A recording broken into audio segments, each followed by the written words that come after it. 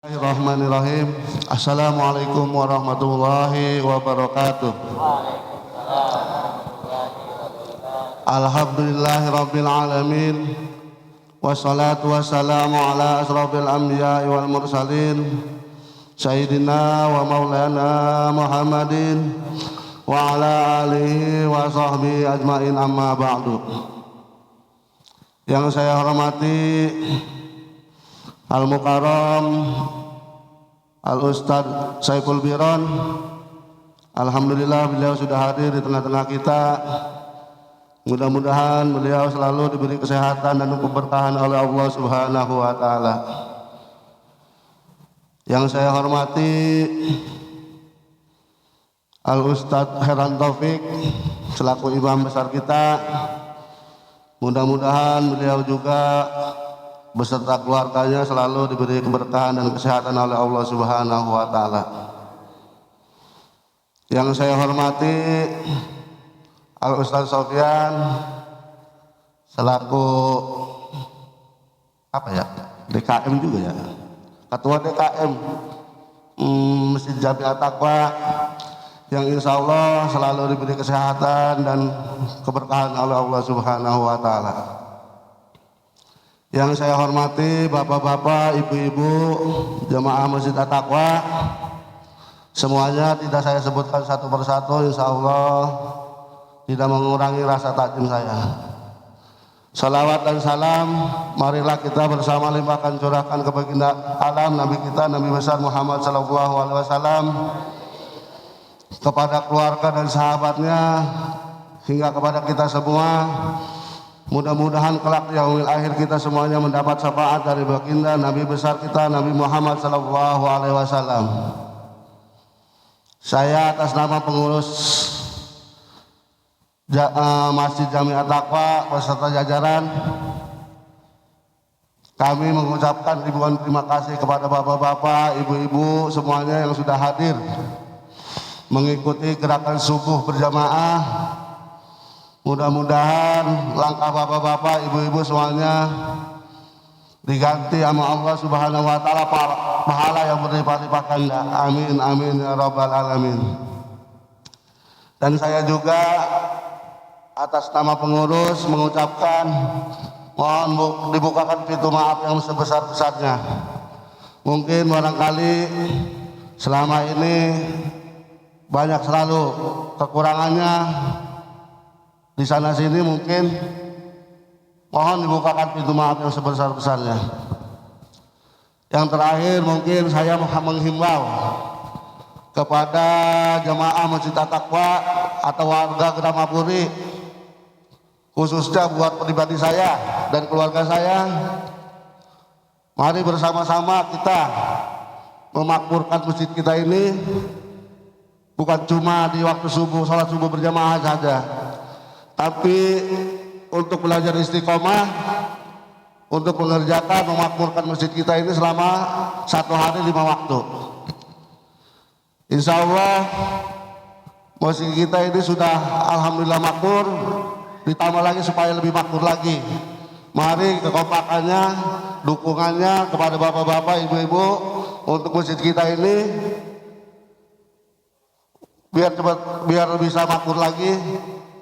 Kita dukung bersama-sama. Kalau bukan kita siapa lagi untuk memakmurkan masjid kita ini. Mudah-mudahan atas kemakmuran masjid kita ini, lingkungan kita diberikan oleh Allah Subhanahu wa taala kemakmuran, dijauhkan dari segala penyakit, disembuhkan, dihilangkan penyakit corona nih. Corona udah 2 tahun, 1 tahun nggak hilang-hilang. Ya mudah-mudahan adanya sholat berjamaah 5 waktu, ya penyakit diangkat oleh Allah Subhanahu wa taala, dibersihkan, dijadikan kampung kita ini kampung thayyibat, kampung sakinah mawaddah warahmah, selalu diberi keberkahan oleh Allah Subhanahu wa taala. Mungkin sekali lagi saya mohon dibukakan pintu maaf yang seluas-luasnya. Mungkin itu saja, kurang lebihnya mohon maaf. Wabillahi taufiq wal hidayah. Wassalamualaikum warahmatullahi wabarakatuh. Jazakallah untuk Ketua DKM kita Bapak Haji Burhanuddin, mudah-mudahan beliau selalu diberi kesehatan sehingga dapat membimbing kita semua untuk kemakmuran masjid ini. Pesan dari beliau, mari Bapak Ibu jangan bosan-bosan untuk mensupport kegiatan di Masjid At-Taqwa ini agar At-Taqwa ini menjadi makmur, ya, makmur gedungnya maupun makmur ruyahnya, seperti itu. Terus selanjutnya mari kita dengarkan tausiah yang insya Allah akan disampaikan oleh guru kita yaitu Ustaz Saiful Biron. Namun kami ingatkan lagi bahwasannya di Masjid At-Taqwa ini sudah ada channel YouTube-nya. Jadi saya ingatkan lagi, tolong bapak-bapak, ibu-ibu yang tidak bisa ikut pengajian di Masjid At-Taqwa bisa melihat di At-Taqwa Gramapuri. Di sana ada kajian-kajian dari minggu pagi, malam Senin, Selasa, dan juga insya Allah untuk gerakan subuh jemaah ini. Jadi saya ingatkan kembali untuk melihat di YouTube channel itu. Demikian kita dengarkan tausiah dari guru kita Al-Ustaz Saiful Biron. Tafadhol Ustaz.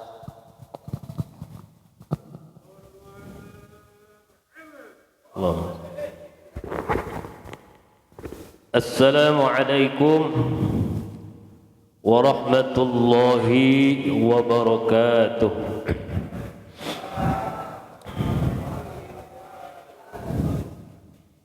Alhamdulillahilladzi karrama bani Adam wastafa minhumul ulama wa ikhtara aydan minhumuz zuhada wal hukama wal kurama وفضل منهم العارفين بالله والصفات والأسماء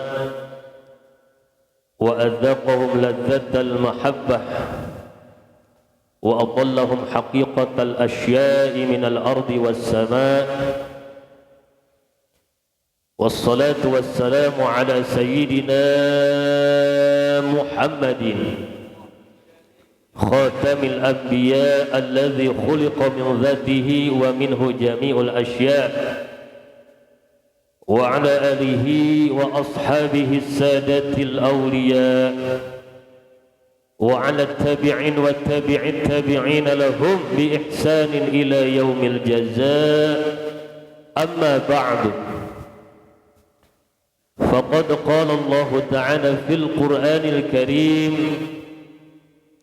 أعوذ بالله من الشيطان الرجيم من عمل صالحا من ذكر وأنثى وهو مؤمن فلنحيينه حياة طيبة ولنجزينهم أجرهم بأحسن ما كانوا يعملون. صدق الله العلي العظيم وبلغ رسوله النبي الحبيب الكريم والحمد لله رب العالمين. Hadratal kiram yang saya hormati dan insyaallah Allah muliakan, wabil khusus Ketua DKM Masjid Jami At-Taqwa Al-Mukarram Bapak Haji Burhan beserta wakil beliau yaitu Al-Mukarram guru kita Bapak Ustadz Sofyan dan juga seluruh para jajarannya yang kita doakan mudah-mudahan Bapak Haji Burhan, Ustadz Sofyan senantiasa dipanjangkan umurnya oleh Allah, disehatkan jasmani dan rohaninya, diberkahi rizkinya oleh Allah Subhanahu wa ta'ala, dan mudah-mudahan senantiasa selalu diberikan oleh Allah petunjuk dan juga kekuatan untuk memimpin kita semuanya. Amin ya Allah ya Rabbal. Juga yang saya hormati yaitu Imam Besar Masjid Jami At-Taqwa, guru kita Al-Mukarram Al-Ustadz Muhammad Irlan Taufik. Juga yang saya hormati Al-Mukarram Bapak Haji Majar, Bapak Ustadz Munadi, Bapak Ustadz Aan Dimyati, dan juga seluruh para asatidz, para tokoh, para guru yang ada dan hadir di tempat yang mulia ini. Kita juga berdoa semoga guru-guru kita senantiasa dipelihara dan dijaga oleh Allah Subhanahu wa taala, dipanjangkan umurnya, disehatkan jasmani dan rohaninya, dimurahkan rizkinya, ditambah-tambah ilmunya yang manfaat, ditambah-tambah mustajab doanya oleh Allah Subhanahu wa taala. Amin ya Allah ya rabbal alamin. Juga yang saya hormati kepada seluruh para jamaah, kaum bapak, kaum ibu, remaja-remaji yang tidak disebut satu persatu tentunya, namun semuanya kita sama-sama berdoa mudah-mudahan Allah Subhanahu wa taala senantiasa menjaga kita, Allah panjangkan usia kita dalam taat kepada Allah Subhanahu wa taala, Allah jaga kesehatan kita, dijauhkan dari segala macam bentuk musibah, wabah dan bala. Allah berkahi rizki kita, Allah tambah ilmu kita, Allah mustajabkan doa kita, Allah solehahkan putra putri dan keturunan kita, dan Allah Subhanahu wa taala kembali mengumpulkan kita bersama nanti di dalam syurganya dalam ridha Allah Subhanahu wa taala. Amin ya Allah ya rabbal alamin. Alhamdulillah, puji dan syukur kita panjatkan kehadirat Allah Subhanahu wa taala. Di pagi hari ini kita dapat berkumpul bersama dalam kegiatan subuh berjamaah. Sebenarnya mah subuh mah setiap hari berjamaah, saya yakin jamaah sini, betul gak? Hanya saja ada kegiatan lebihnya mungkin, kegiatannya yaitu ada taklimnya, betul? Subuh berjamaah kemudian dilanjutkan dengan taklim atau mendengarkan tausiah.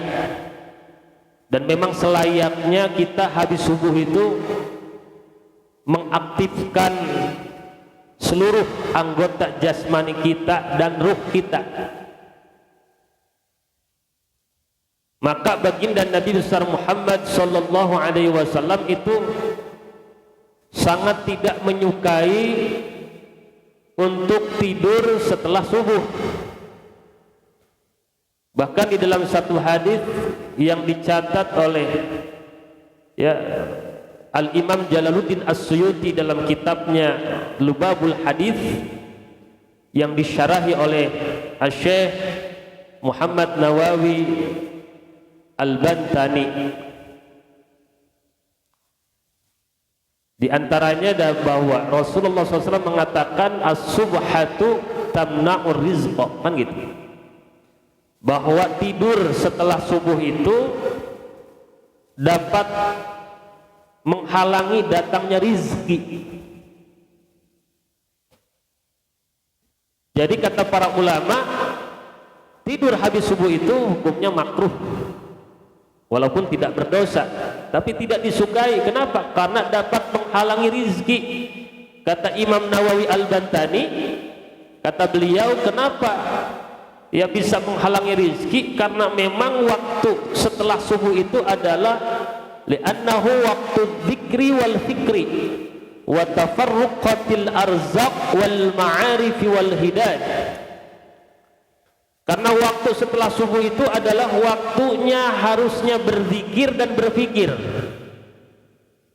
Berzikir dan berfikir, bukan waktunya tidur. Maka Rasulullah SAW menganjurkan, mensunnahkan kita itu setelah subuh zikir sampai syuruk, sampai munculnya atau terbitnya matahari. Karena memang itu waktunya, waktu zikir, waktu pikir, waktu berzikir, waktu berpikir, tafakur, bukan waktu istirahat. Dan juga waktu subuh itu adalah di mana Allah Subhanahu wa taala membagikan, ya, membagikan apa? Yaitu rizki, baik rizki yang berupa materi maupun rizki yang berupa kesehatan, keberkahan segala rupa, termasuk apa? Wal ma'arif, rizki ilmu, kemudian hidayah. Itu habis subuh itu Allah obrol hidayah, kemudian apa namanya, kemakrifatan. Jadi kalau orang istiqomah sehabis subuh itu zikir, maka Allah akan menganugerahkan kepadanya yaitu ma'arif, ya, pengenalan dirinya kepada Tuhannya. Dia semakin mantap, semakin kuat imannya, semakin dekat dengan Allah Subhanahu wa ta'ala. Ya, makanya alhamdulillah, ya, di at-taqwa ini luar biasa. Yang saya dengar dan ya saya tahu, katanya setiap hari ada yang namanya apa? Ya, kajian subuh.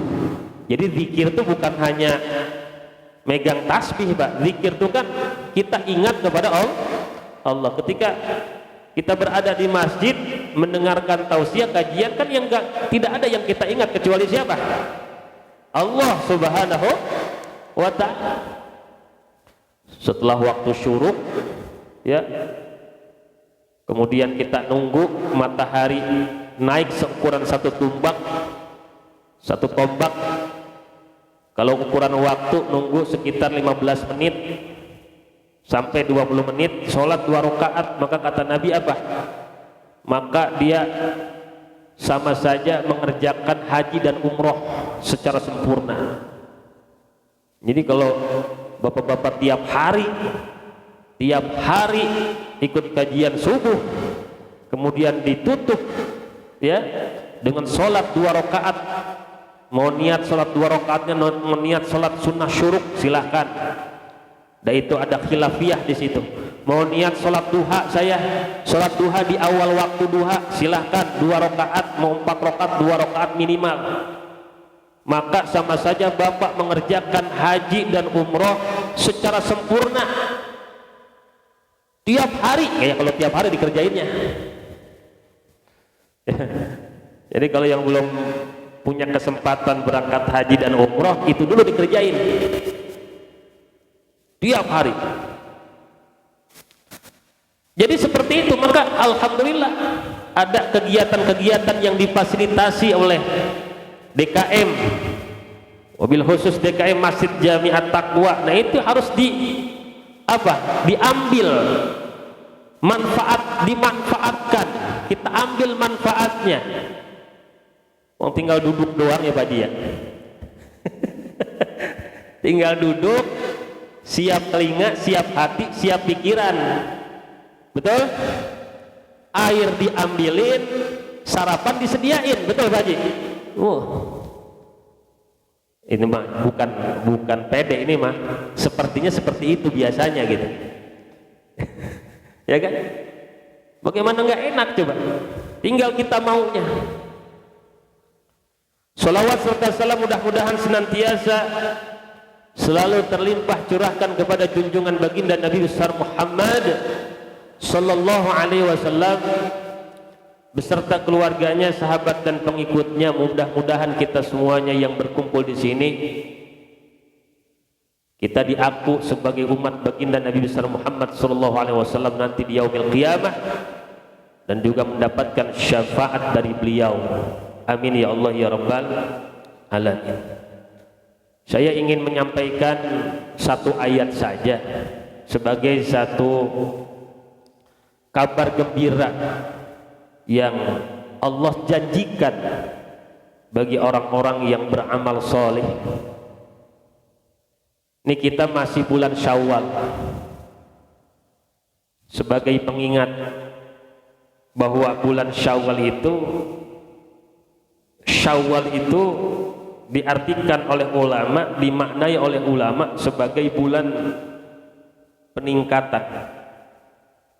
Bulan peningkatan. Kalau kata Syekh Muhammad ya bin Allan, Ibnu Allan As-Siddiqi Asy-Syafi'i Al-Maki, seorang ulama yang di antara kalangan beliau itu kitab Dalilul Falihin syarah kitab Riyadhus Shalihin. Kata beliau, kenapa bulan Syawal itu disebut bulan peningkatan? Karena orang Arab dahulu memaknai Syawal itu dengan syalatul ibil. Syalatul ibil itu jadi ya di mana pada saat itu onta-onta itu ya artinya makna syalatul ibil itu adalah onta-onta mengangkat ekornya. Emang onta ada ekornya ya? Ada ya, Pak Haji? Jadi bulan ya dimaknai syalatul ibil itu onta-onta mengangkat ekornya. Ada juga bahwa pada bulan Syawal itu di mana seseorang ya disebutnya mengangkat genjatan senjata. Apa nama disebutnya tuh?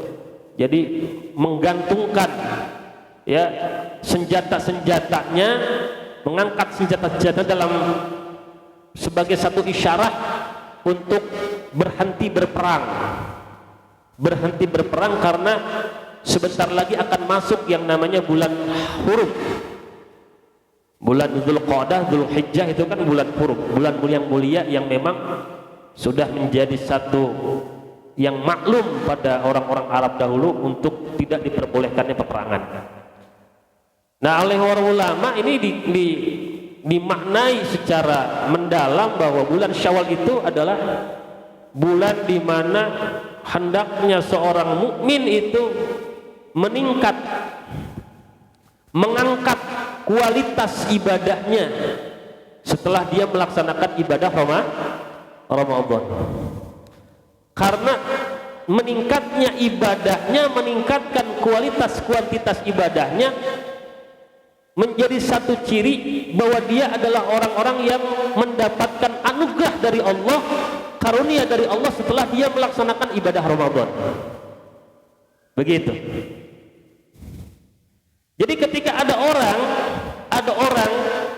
yang ketika di bulan Syawal setelah Ramadan ini ibadahnya meningkat, makin getol ke masjid, sholat berjamaahnya makin rajin, datang ke majelis taklimnya makin rajin, baca Qur'annya makin rajin, zikirnya makin banyak, sedekahnya makin banyak, apa saja pokoknya dia meningkatkan, maka itu satu ciri bahwa orang itu adalah mendapatkan hadiah dari Allah setelah Ramadan. Bahwa setiap orang yang bekerja pasti akan mendapatkan ujroh. Ujroh itu adalah ya gaji. Nah, gaji. Begitupun Allah. Allah itu selalu ngasih ujroh, ngasih gaji, ngasih hadiah, bahasanya lah. Ya. Apa dasarnya? Di dalam surah An-Nahl ayat yang ke-97 Allah Subhanahu wa taala berfirman, "A'udzu billahi minasy syaithanir rajim. Bismillahirrahmanirrahim. Man 'amila shalihan min dzakarin wa untha wa huwa mu'minun falanuhyiyannahu hayatan thayyibah wa lanajziyannahum ajrahum bi ahsani ma kanu ya'malun."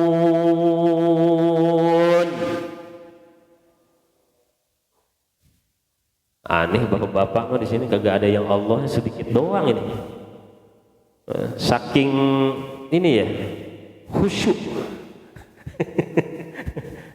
Saking khusyuknya atau mungkin saking terpesonanya dengan suara saya kan. Bisa seperti itu.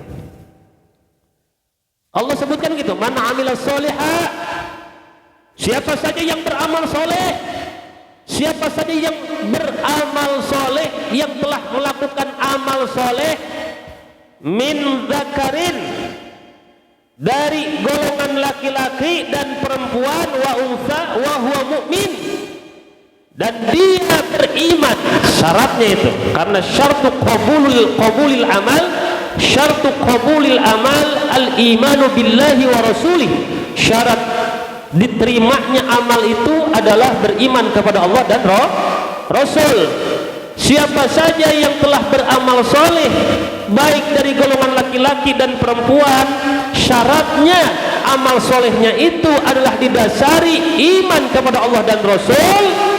Apaan kita kemarin kan habis pas Ramadan kan itu menjalankan ibadah-ibadah puasa, tarawih, betul, tadarus Al-Quran. Dasarnya apa itu? Iman kepada Allah dan Rasulnya.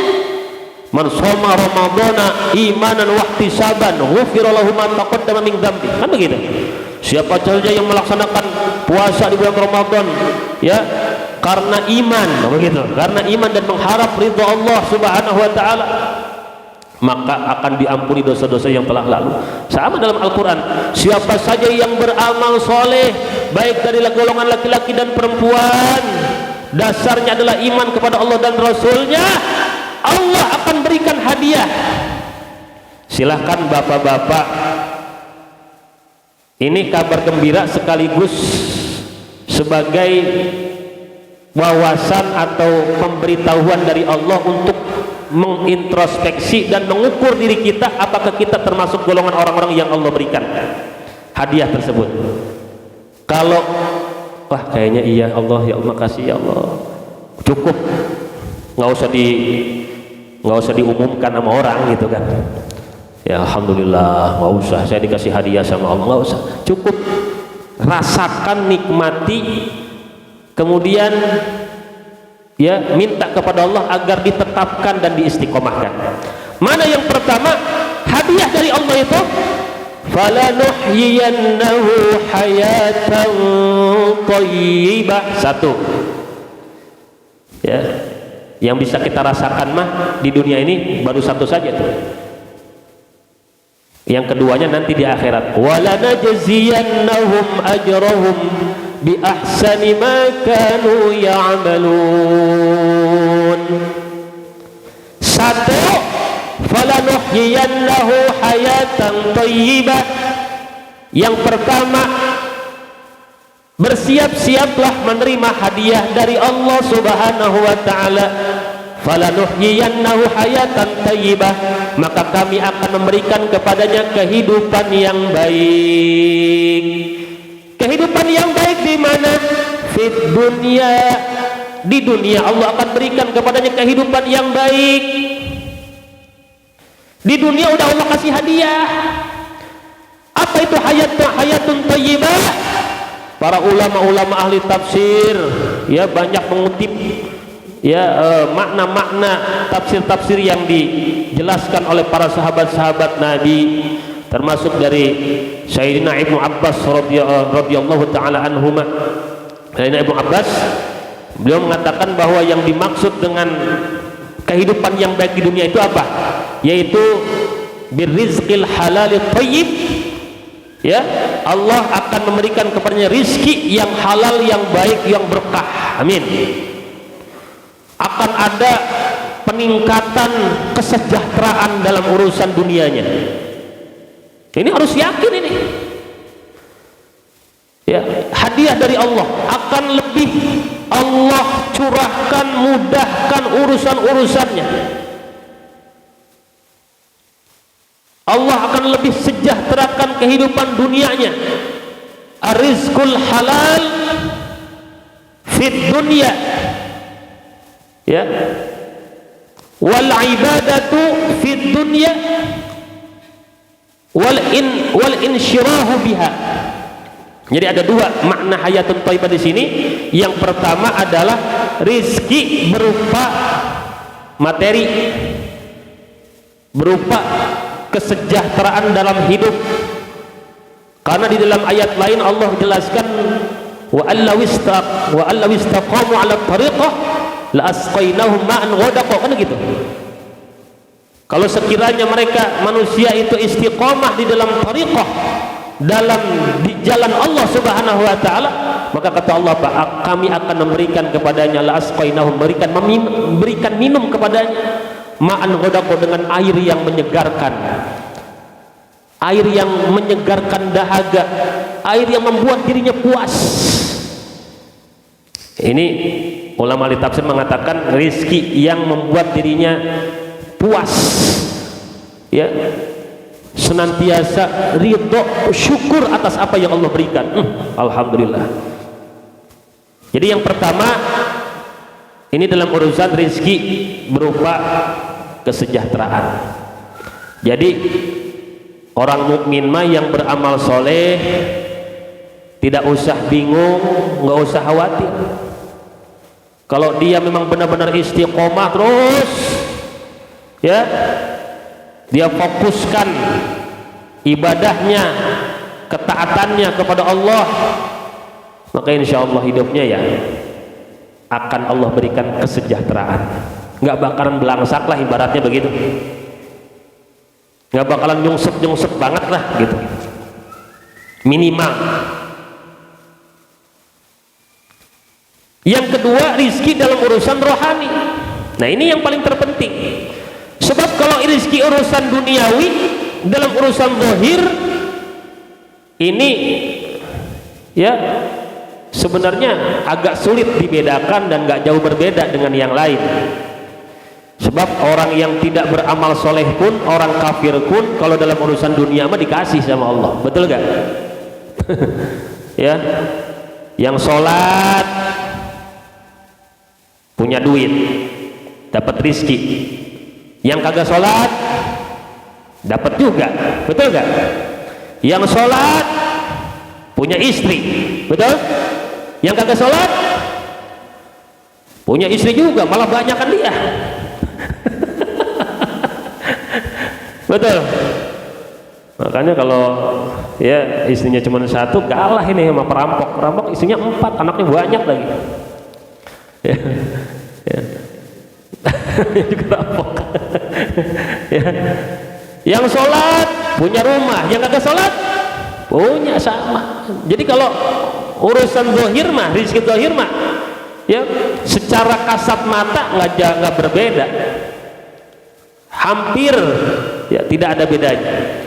Tapi yang paling inti di sini adalah apa? Rizki dalam urusan rohani. Silahkan bapak-bapak tafakur. Rizki dalam urusan rohani itu apa? Anugerah dari Allah berupa apa? Yang pertama, ya, lazzatul munajatillah wa quwwatul ittisali billah wa thiqatu billah wal i'timadu 'ala Allah wal insu bi ta'atillah war raha bil qiyami ma aujaballahu ta'ala. Nah itu rizki. Ya. Setelah dia selesai melaksanakan ibadah di bulan Ramadan, Allah akan berikan kehidupan yang baik berupa apa? Wal ibadatu fid dunya, dia dapat beribadah mengabdikan dirinya kepada Allah. Wal insyirahu biha, Allah akan berikan dia dibukakan dadanya oleh Allah sehingga dia sangat mudah untuk melaksanakan ibadah. Cirinya apa? Yang pertama, lazzatul munajatillah, ada peningkatan kehusyuan, kenikmatan dalam ketika dia beribadah kepada Allah. Makin nikmat, makin lezat. Salat jamaahnya makin nikmat, makin lezat. Ngajinya makin lezat, makin nikmat, makin khusyuk. Saking khusyuknya nunduk terus dari awal. Tidur itu banyak. Ya. Jadi makin lezat, makin nikmat dia ibadah. Orang Pak, kalau Allah berikan anugerah ini, wah luar biasa. Cahaya yang ada, cahaya iman yang dalam hatinya itu keluar, ya sebagai apa? Buktinya keluar, yaitu akan terpancar dalam jasmaninya itu akhlak yang mulia, kemudian ya kekuatan dan energi untuk melakukan ibadah. Getol ibadahnya. Ibarat orang yang baru taubat, ya kan? itu loh getol-getolnya nyari ilmu, bersih hatinya ya. Tapi harus diimbangi juga dengan ilmu, sebab kalau sedang lezat-lezatnya dia mendapatkan nikmat ini, anugerah ini, kalau tidak diimbangi dengan ilmu, kadang-kadang kebablasan. Kebablasan tuh bagaimana Pak Ustaz? Kebablasan tuh kadang-kadang ini orang nggak bisa mengendalikan rohaninya sehingga menyampingkan hak-hak yang lain. Maka di dalam kitab Riyadhus Shalihin karangan Al-Imam An-Nawawi itu ada babun fil iqtisadi fit ta'ah. Babun fil iqtisad fit ta'ah. Ini gunanya untuk memberikan ilmu wawasan kepada orang-orang yang mendapatkan anugerah ini supaya bisa mengendalikan rohaninya sehingga tidak menyampingkan hak-hak yang lain, hak jasmaninya, hak istrinya, hak anaknya. Sebab ada orang ketika dapat anugerah ini pengennya di masjid aja, pengennya di kamar aja zikir. Ada yang gitu Pak Ustaz? Dari zaman Nabi udah ada begitu, dari zaman Rasul udah ada yang begitu, dari zaman sampai sekarang ada yang begitu, yang mendapatkan anugerah Allah saking dia nggak kuat menahan rohani itu, cahaya itu, sehingga dia wah udah, istrinya nggak diperhatiin, istrinya dicolek, apa ayo kemana, bapak lagi zikir, wah gitu. Jangan curang Pak, betul gak? Istri punya hak dia. Giliran bapak yang pengen, istrinya dipaksa pakai dalil segala. Lo kalau kagak mau, malaikat melaknat. Giliran istrinya yang pengen, alasannya banyak gitu kan. Ntar bapak lagi zikir, jangan ganggu bapak. Jangan begitu, punya hak istri. Jasmani kita juga punya hak. Maka al-iqtisad itu maknanya apa? Ya, al-iqtisadu fit ta'ah itu maknanya berhemat di dalam ibadah. Nah, ini harus paham juga nih bahasa berhemat ini. Berhemat dalam ibadah, jangan sampai sambil tidur ini. Harus jelas, harus paham. Nanti ditanya sama orang, "Pak, ngaji yuk." Enggak dulu ya. Kenapa? Lagi hemat. Pak, ya. Ayo Pak kita sholat jamaah. Nggak dulu lah, kenapa? Lagi hemat. Salah itu pengertian begitu. Hemat dalam ibadah itu maksudnya at-tawassut fi ada'il ibadah. At-tawassut, pertengahan dalam ibadah, pengertiannya adalah ya dia memenuhi hak-hak yang lain, hak-hak di luar ibadah ritualnya, termasuk hak jasmaninya. Jangan sampai ya dia rajin sholat malam dari isya sampai subuh kagak tidur-tidur, hak jasmaninya nggak ditunaikan saking rajinnya. Ia 1 hari kuat, 3 hari 4 hari tepar masuk rumah sakit, akhirnya kagak ibadah pisan, jadi impus kagak sadar. Betul gak? Ini kan jadi persoalan lain kalau begitu. Betul? Jadi persoalan lain. Ya, maka kata Syekh Ibnu Ruslan, nufusukum matayakum ya, fa aslihu matayakum tusilukum ila rabbikum. Begitu kata Syekh Ibnu Ruslan itu. Nufusukum, jasmani kalian, kendaraan kalian. Jasmani kita nih, itu kendaraan kita. Kendaraan kita untuk menuju kepada Allah. Kesehatan kita di kendaraan kita kudu dijaga. Imunnya, daya tahan tubuhnya kudu dijaga. Fa aslihu matayakum, maka kamu harus jaga, perbaiki, jaga jasmanimu supaya ila tusilukum ila rabbikum, supaya kalian benar-benar sampai kepada Tuhanmu. Ya, bagaimana kita mau istiqomah ibadah kalau seandainya badan kita sakit-sakitan? Ayo diservis terus. Kapan berangkatnya? Ayo Pak berangkat kemana? Jakarta dulu, nyervis lagi.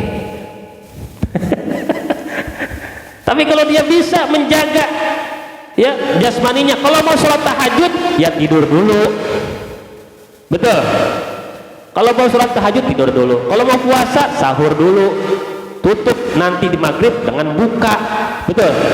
Dijaga kondisi ya, jangan mentang-mentang lagi rajin lagi. Wah, pernah datang 3 golongan kepada Rasulullah SAW ya, kepada Siti Aisyah, nanyain tuh 3 golongan ini kepada Ummul Mukminin tuh, kepada Siti Aisyah, ya wahai ya Ummul Mukminin, wahai ya ibunya orang-orang mukmin, wahai Aisyah, saya mau tanya ibadahnya Nabi itu sehari-hari bagaimana sih? Diceritain sama Siti Aisyah, oh begini. Artinya Rasulullah mah ya ibadah ritual, sholat lagi ya bersama dengan istrinya biasa gitu kan, ditunaikan hak-hak semuanya. Nah itu 3 golongan itu kayak meremehkan, bahasanya gini, oh iya ada Nabi mah biar kata ibadahnya segitu udah diampuni dosa-dosanya, kalau kita begitu kan. Ada yang ngomong begini, makanya saya mah ya ibadah saya mah saya sholat malam semalaman suntuk nggak tidur. Ada yang ngomong gitu. Ada lagi yang ngomong, saya mah nggak pernah yang namanya berbuka, tiap hari puasa sepanjang masa. Ada lagi yang ketiganya ngomong, alhamdulillah saya mah sampai sekarang belum nikah. Eta mah jomblo meren. Ada yang begitu, ada tiga golongan itu. Nah datang Nabi, datang Rasul ya, kata Rasulullah SAW ya, kalian berkata begini nih kata Nabi ya, inni la akhsyakum lillah wa atqukum, kata Nabi, saya ini adalah utusan Allah, manusia yang paling takut kepada Allah dan paling takwa kepada Allah. Tidak ada yang paling takut dan paling takwa kepada Allah kecuali saya, kata Rasul. Rasulullah ngomong begini, ini timbul dari apa? Dari ya wahyu, dari lintasan yang dilintaskan oleh Allah, bukan dalam rangka kesombongan, bukan. Wa ma yantiqu anil hawa in huwa illa wahyun yuha. Tidak ada ucapan yang keluar dari lisan Nabi kecuali itu adalah wahyu dari Allah. Jadi kalau Nabi ngomong gitu bukan sombong, Pak. Bukan, emang benar bukan sombong, tapi bukan. Kalau kita yang ngomong begitu, nah bisa ada ya kemungkinan ke situ. Kata Nabi, tidak ada yang paling takut kepada Allah kecuali saya. Tidak ada yang paling takwa kepada Allah kecuali saya. Walakinni asumu wa aftiru. Akan tetapi saya puasa, saya juga buka. Kadang puasa, Senin puasa, Selasa enggak, Rabu enggak, Kamis puasa lagi. Begitu. Kemudian wa usalli wa arqud. Saya sholat malam juga tidur juga. Sebelum sholat malam tidur dulu. Wa atazawwajun nisa. Ya, saya paling takut kepada Allah, tapi saya nikah juga. Nikah saya juga. Ini kata Nabi begitu. Ya. Faman raghiba an sunnati falaysa minni, kata Nabi. Siapa saja yang tidak menyukai sunnahku, ya, sunnah Rasul, mengikuti cara Rasulullah SAW dalam beribadah, nggak begitu-gitu banget. Jangan dengan sampai dia ya menyampingkan hak-hak yang lain, nggak begitu Rasulullah. Siapa saja yang tidak mengikuti sunnahku, tidak suka dengan sunnahku, falaysa minni, maka dia bukan dari golonganku. Maka di dalam Islam itu tidak ada sistem kerahiban. Sistem kerahiban itu kan ya nggak ngapa-ngapain, ya nikah juga kagak. Makanya ya Allah, udah wanita di akhir zaman ya itu meningkat lebih banyak dari laki-laki. Rahib kagak kawin, kan repot juga kalau begitu. Makin banyak aja gitu kan. Makanya bapak-bapak kalau pengen nambah, niatin aja ngambil jatah rahib gitu.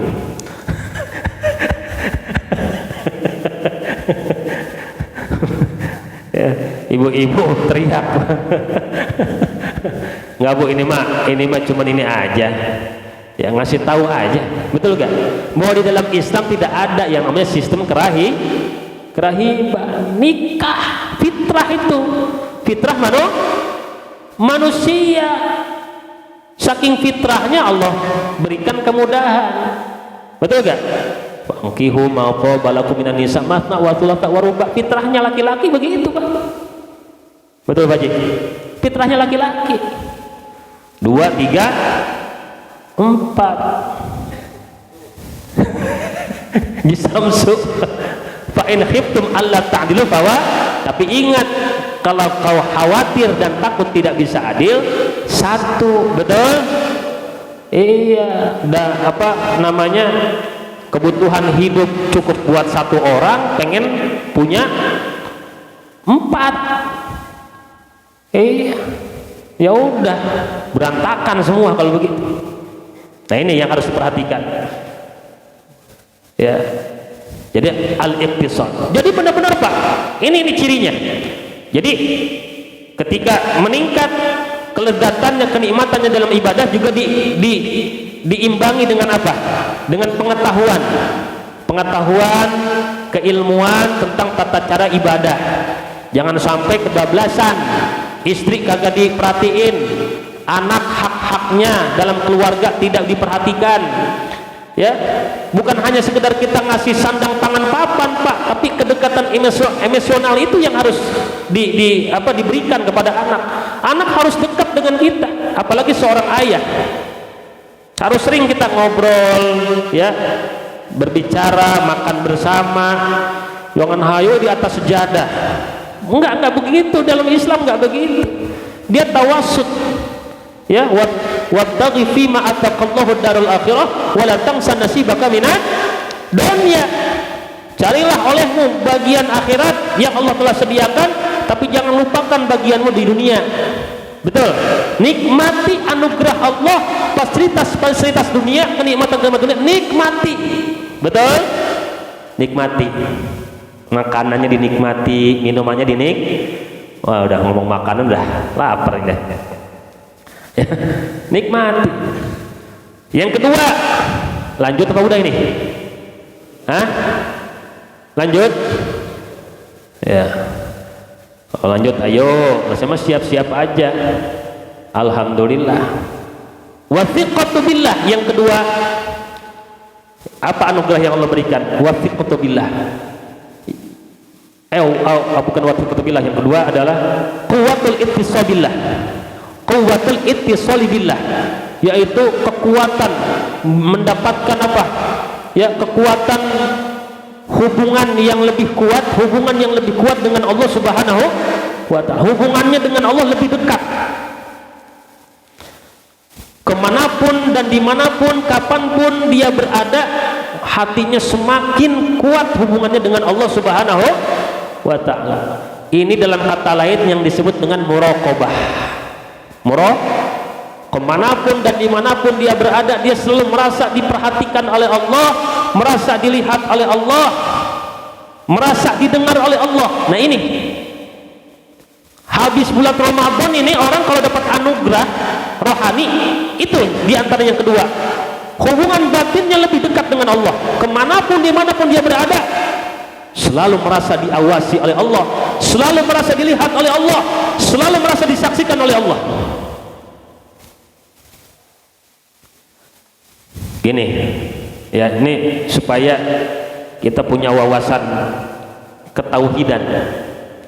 Allah tuh punya sifat sama dan basor, betul?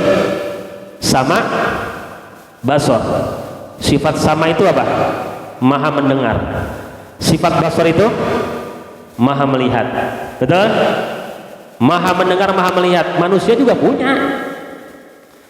punya sifat mendengar, punya sifat melihat. Hanya saja perbedaannya tidak sama, sedikit pun tidak ada titik persamaannya antara melihatnya Allah dan melihatnya makhluk, antara mendengarnya Allah dengan mendengarnya makhluk.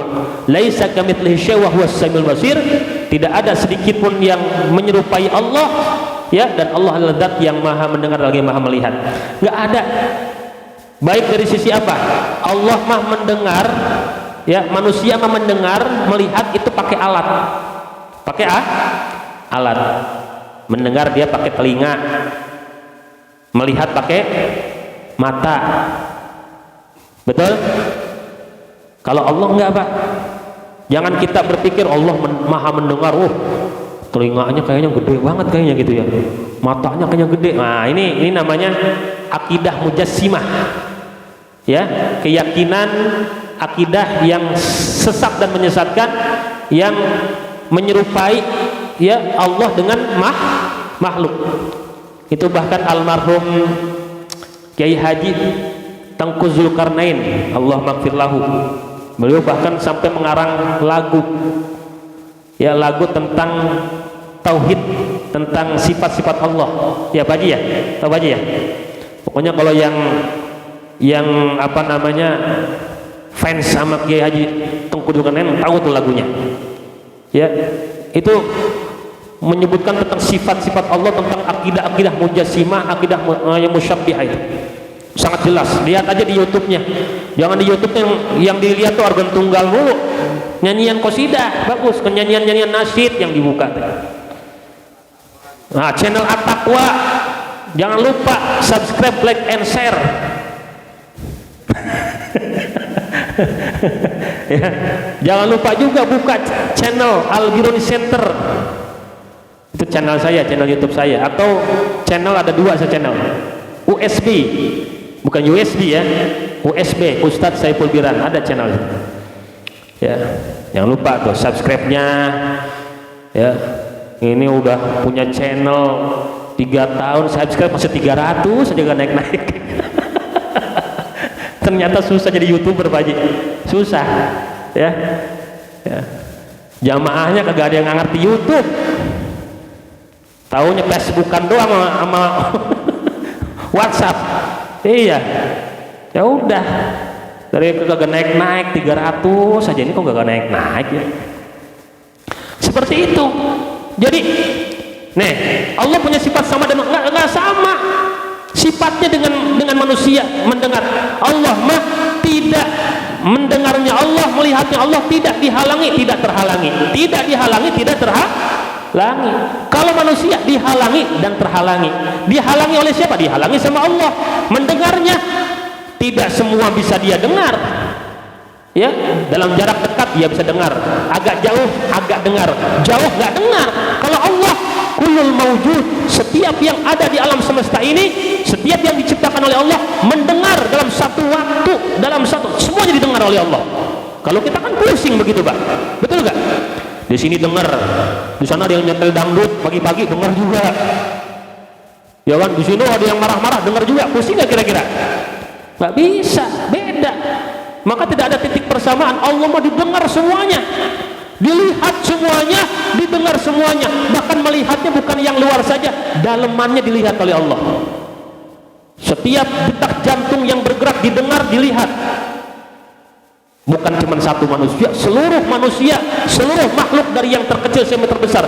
Ini juga terhalangi. Terhalangi bagaimana, Pak Ustadz? Kalau manusia mah terhalangi dengan dosa. Terhalangi dengan apa? Ciri pendengaran dan mata manusia itu terhalangi dengan dosanya ketika dia sudah tidak merasa didengar oleh Allah, ketika dia sudah tidak merasa dilihat oleh Allah. Jadi kalau Bapak berjalan, beraktivitas, ya, kalau udah sholat udah merasa nggak dilihat, nggak merasa didengar, apalagi di luar sholat, bahaya itu penyakit itu penyakit dosa yang nutupin mata dan pendengaran kita. Cirinya apa? Kalau orang sudah tidak merasa diperhatikan oleh Allah, tidak merasa didengar oleh Allah, akhirnya apa? Ayo berbuat sekehendaknya tanpa aturan. Na'udzubillahi min.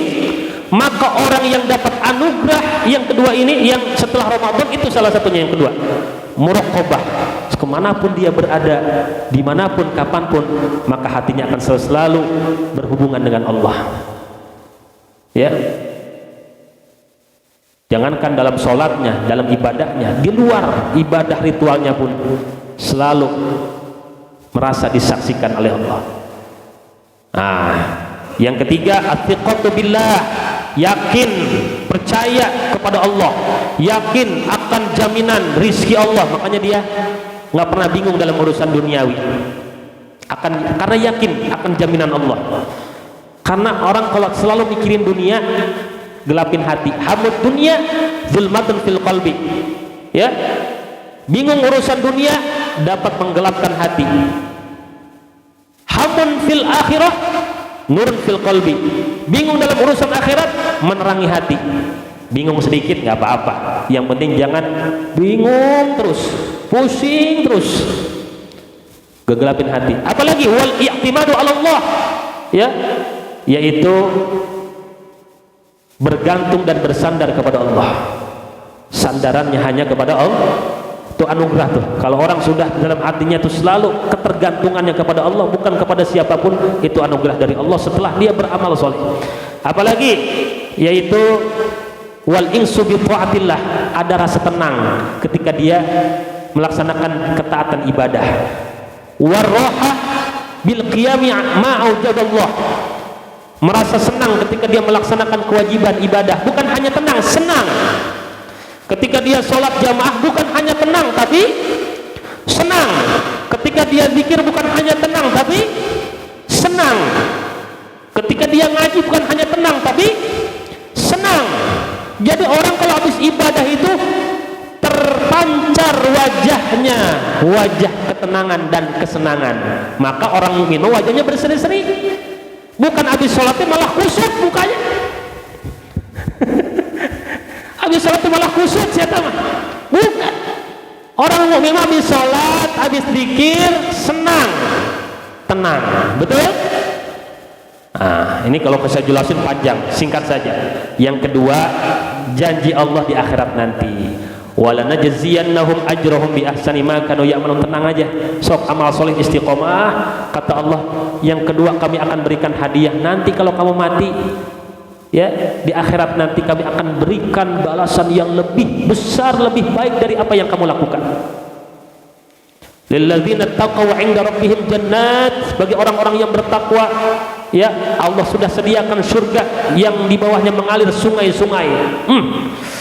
Khalidina fiha, kekal di dalamnya, wa azwajum mutahharah, bahkan Allah sudah persiapkan wanita-wanita, istri-istri yang disucikan oleh Allah Subhanahu wa ta'ala. Kalau yang belum kesampaian, tenang, udah disediain.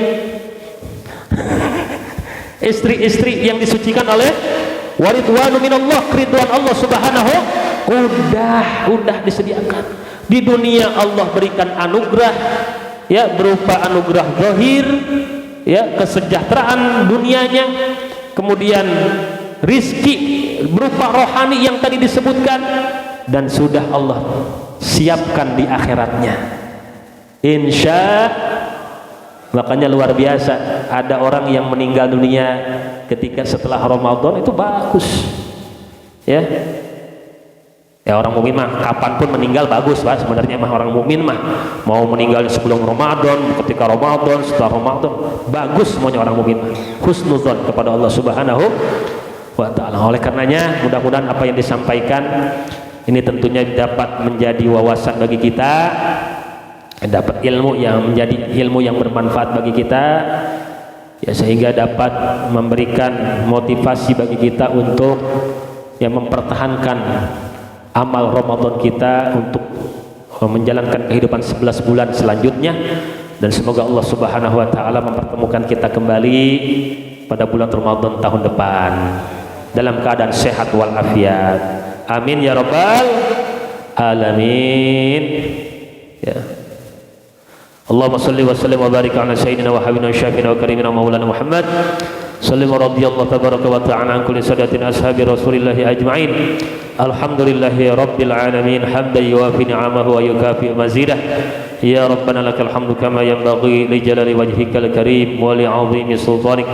Allahumma salli ala sayyidina Muhammadin wa ala ali sayyidina Muhammad اللهم اغفر لنا ذنوبنا ولوالدينا وارحمهم كما ربونا صغارا اللهم أنزل من السماء بركة ورحمة ومغفرة ومعونة علينا ولجمعنا خصوصا في هذا المسجد من الحاضرين والحاضرات وعموما من المسلمين والمسلمات ربنا تقبل منا إنك أنت السميع العليم تب علينا إنك أنت التواب الرحيم ربنا زدنا علما نافعا وارزقنا عملا صالحا ومقبولا ربنا آتنا في الدنيا حسنة وفي الآخرة حسنة وقنا عذاب النار صلى الله على سيدنا محمد وعلى آله وصحبه وبارك وسلم سبحان ربك رب العزة عما يصفون سلام على المرسلين والحمد لله رب العالمين والله الموافق إلى أقوام الطريق السلام عليكم ورحمة الله وبركاته